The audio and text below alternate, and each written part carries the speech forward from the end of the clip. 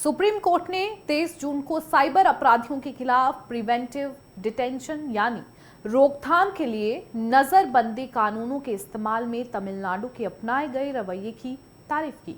Justice Sandeep Mehta ने cyber धोखाधड़ी के एक आरोपी के खिलाफ जारी नजरबंदी आदेश को चुनौती देने वाली याचिका की सुनवाई के दौरान ये टिप्पणी की।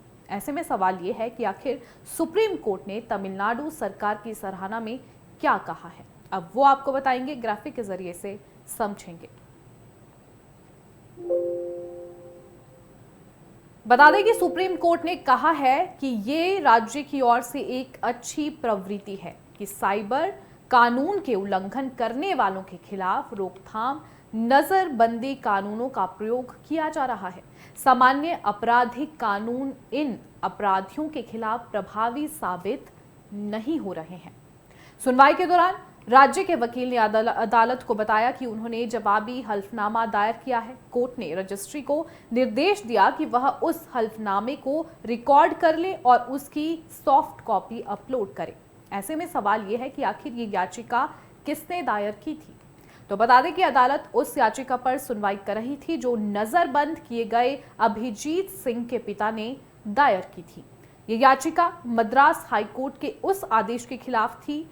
याचिका में याची ने दलील दी है कि ये नजरबंदी अवैध है और संविधान के प्रावधानों का उल्लंघन करती है। नजरबंद व्यक्ति जो दिल्ली में रहने वाला पंजाब निवासी है को 25 जुलाई 2024 को थैनी जिले के साइबर क्राइम पुलिस स्टेशन में दर्ज एक मामले के सिलसिले में गिरफ्तार किया गया था। अब आपको बताएंगे कि आखिर ये पूरा मामला क्या है। तो बता दें कि मामला भानुमति नामक एक महिला की शिकायत पर दर्ज हुआ था, जिसमें 84,50,000 की साइबर धोखाधड़ी का आरोप लगाया गया था।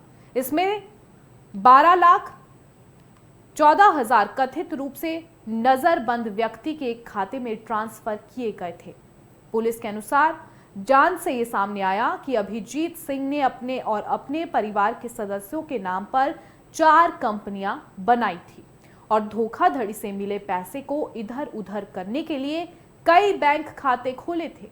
इसी मामले में हुई सुनवाई में ही सुप्रीम कोर्ट ने तमिलनाडु के अपनाए गए रवैये की तारीफ की। वहीं आपको बता दें कि भारत में पिछले कुछ समय से साइबर क्राइम की घटनाएं तेजी से बढ़ रही हैं। अब एक रिपोर्ट में सामने आया है कि इस साल भारत को साइबर क्राइम के कारण 20,000 करोड़ रुपए का आर्थिक नुकसान हो सकता है। सिक्योरिटी फर्म क्लाउड सेक की रिपोर्ट में बताया गया है कि इस साल स्कैमर्स फिशिंग स्कैम और नकली डोमेन आदि के जरिए साइबर क्राइम को अंजाम दे सकते हैं। अकेले कंपनियों के नामों का दुरुपयोग कर करीब 9,000 करोड़ रुपए का चूना लगाया जा सकता है। रिपोर्ट में कहा गया है कि स्कैमर्स फर्जी मोबाइल ऐप्स और फर्जी वेबसाइट के जरिए भी लोगों को अपने जाल में फंसा सकते हैं। लोगों के अलावा कंपनियों पर भी इसका बड़ा असर पड़ेगा। दरअसल स्कैमर्स कई बड़ी कंपनियों के नाम पर स्कैम को अंजाम देते हैं। इस वजह से लोगों के बीच कंपनियों की छवि धूमिल होती है। इसके चलते कंपनियों को 6,000 करोड़ रुपए का नुकसान हो सकता है, वहीं लोगों को 14,000 करोड़ रुपए का नुकसान भुगतना पड़ सकता है। स्कैमर्स फिशिंग स्कैम, नकली जॉब पोस्टिंग और निवेश के नाम पर फ्रॉड को अंजाम दे रहे हैं। अब ऐसे में अगला सवाल यह है कि आप साइबर क्राइम से कैसे बच सकते हैं। अब इसके बारे में आपको बताएंगे। सोशल मीडिया पर दिखने वाले लुभावने विज्ञापनों के लालच में आपको नहीं आना है। किसी भी अनजान या संदिग्ध व्यक्ति से आए मैसेज या ईमेल पर भरोसा ना करें और इनमें दिए लिंक पर क्लिक बिल्कुल भी ना करें। किसी भी अनजान या संदिग्ध व्यक्ति से संवेदनशील जानकारी बिल्कुल भी शेयर ना करें। किसी भी अनजान सोर्स से कोई ऐप या फाइल डाउनलोड ना करें। अगर आप साइबर क्राइम का शिकार हो गए हैं तो तुरंत संबंधित एजेंसियों को संपर्क करें। शुरुआती कुछ मिनटों में नुकसान को रोका जा सकता है।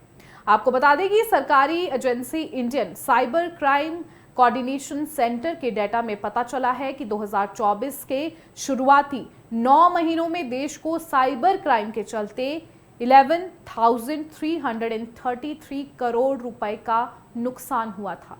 इस साल साइबर अपराध की घटनाएं और बढ़ रही हैं, जिससे ये रकम भी बढ़ने का अंदेशा है।